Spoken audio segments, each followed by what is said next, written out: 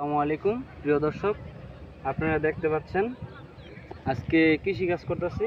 আমাদের এই পাট্টার মধ্যে 4-5টা জাল লাগাইছে, জালির জার আমার আম্মু। তো আমি আজকে গাছগুলো অনেকদিন যাবৎ হাত দেওয়া পড়ে না, তো আজকে এগুলো পরিষ্কার করে দিতেছি। এই যে দেখতে পাচ্ছেন কি সুন্দর করে গাছগুলো পরিষ্কার করে দিতেছি। এই যে বাস দিতেছি, অনেকগুলো পরিষ্কার করছি। তো এখানে এক জার আপনাদেরকে দেখাচ্ছি, এই যে এই জায়গায় আরেক জার। দেখো জারগুলো দেখাও,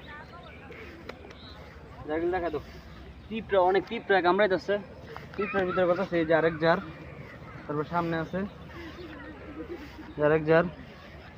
দেখাও জারগুলো দেখাও, এই যে এদিকে আছে, এই যে এদিকে জার আছে দেখতে পাচ্ছেন।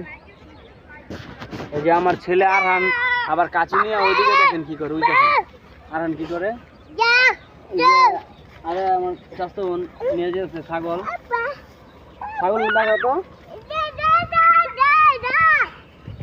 এই যে আরহানে কাছে নিয়ে দৌড়াদৌড়ি করতেছে।